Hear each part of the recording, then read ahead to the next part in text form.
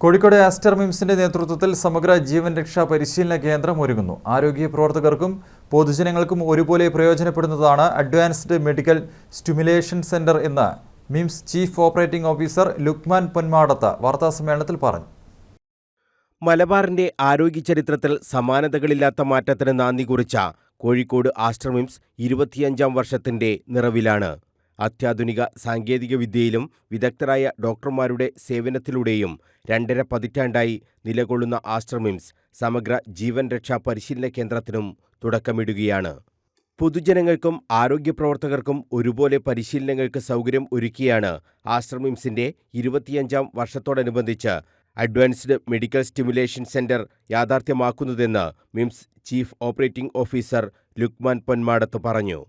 5 ലക്ഷത്തോളം ആളുകൾ അല്ലെ, ഇതിന് മേലുള്ള ആൾക്കാരെ നമ്മളിപ്പോൾ ഓൾറെഡി ട്രെയിൻ ചെയ്തിട്ടുണ്ട്. പല കോളേജുകളിലായിട്ടും സ്കൂളുകളിലായിട്ടും മറ്റ് നമ്മുടെ ഓർഗനൈസേഷൻസിനൊക്കെ ബേസ് ചെയ്തിട്ട് ഒരു ലേറ്റസ്റ്റ് ആയിട്ടുള്ള ഒരു ഇൻസിഡന്റ് പറയാനുള്ളതെന്ന് വെച്ചാൽ നമ്മുടെ ചേളാരിയിൽ ഇതുപോലെ ഒരു സ്കൂളുകൾ, ഗവൺമെന്റ് സ്കൂളിൽ ഒരു കുട്ടി ചോക്ക് ഒഴുകിയിട്ടാകെ ബുദ്ധിമുട്ട് വന്നു.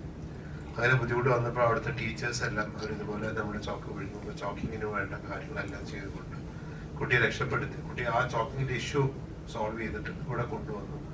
കുട്ടിക്ക് വലിയ പരിക്കുകളില്ലാത്ത തന്നെ കുട്ടി വളരെ സാധാരണ ജീവിതത്തിൽ നിന്നാണ്. അപ്പൊ എങ്ങനെ ഈ കുട്ടിയെ രക്ഷിക്കാൻ അവർക്ക് സാധിച്ചു എന്നുള്ളത് അവരെല്ലാം ഈ മിംസിന്റെ ഈ BLS ട്രെയിനിങ് പ്രോഗ്രാമിൽ പങ്കെടുത്തിരുന്നത്. അപ്പൊ ഈ ട്രെയിനിങ്ങിന്റെ ഒരു ഇമ്പോർട്ടൻസ്, സിഗ്നിഫിക്കൻസ് മനസ്സിലാക്കാൻ വേണ്ടി ഒരു ഒറ്റ ഇൻസിഡന്റ് ഞാനിപ്പോൾ സമയക്കുറവ് മൂലം പറഞ്ഞു. അത്യാധുനിക സാങ്കേതിക വിദ്യകളുടെയും മികച്ച ഉപകരണങ്ങളുടെയും സഹായത്തോടെ ഏതൊരു അടിയന്തര ഘട്ടങ്ങളെയും ശാസ്ത്രീയമായി നേരിടാൻ ആവശ്യമായ പരിശീലനം ഈ കേന്ദ്രത്തിൽ നിന്നും ലഭിക്കും.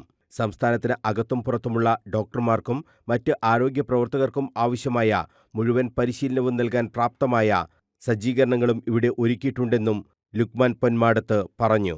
കേരളത്തിൽ അടിക്കടി ഉണ്ടാകുന്ന പ്രകൃതി ദുരന്തങ്ങളിലും റോഡ് അപകടങ്ങളിലും മറ്റും കൂടിവരുന്ന മരണനിരക്ക് കുറക്കുക എന്ന ലക്ഷ്യവും ഈ പരിശീലന കേന്ദ്രത്തിനുണ്ട്. ആരോഗ്യ പ്രവർത്തകർക്കും പൊതുസമൂഹത്തിനും കൃത്യമായ പരിശീലനം ലഭിച്ചാൽ അടിയന്തര ഘട്ടങ്ങളിൽ മരണനിരക്ക് കുറക്കാനുള്ള പ്രവർത്തനങ്ങൾ നടത്താൻ അവർക്കും കഴിയുമെന്ന് മിംസ് എമർജൻസി വിഭാഗം ഡയറക്ടർ ഡോക്ടർ PP വേണുഗോപാൽ പറഞ്ഞു. 25ാം വാർഷികത്തോടനുബന്ധിച്ച് ആരോഗ്യമേഖലയിൽ മറ്റ് പ്രവർത്തനങ്ങളും മിംസ് നടത്തുന്നുണ്ട്.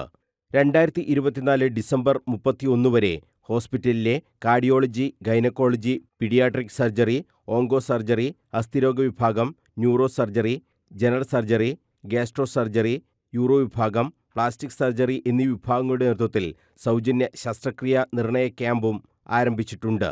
ക്യാമ്പിൽ രജിസ്ട്രേഷൻ, കൺസൾട്ടേഷൻ എന്നിവ സൗജന്യമാണ്. ലാബ്, റേഡിയോളജി പരിശോധനകൾക്ക് 20% ഡിസ്കൗണ്ടും ലഭിക്കും. ശസ്ത്രക്രിയയോ മറ്റ് പ്രൊസീജിയറോ ആവശ്യമായവർക്ക് ആസ്റ്റർ മിംസ് ചാരിറ്റബിൾ ട്രസ്റ്റിന്റെ സഹായത്തോടെ സൗജന്യ നിരക്കിലുള്ള സർജറി പാക്കേജുകളും ലഭ്യമാക്കും. MIMS hospital deputy CMS doctor Naufal Basheer, CFO Deepak Xavier എന്നിവരും വാർത്താസമ്മേളനത്തിൽ സംബന്ധിച്ചു. News bureau, Kannur.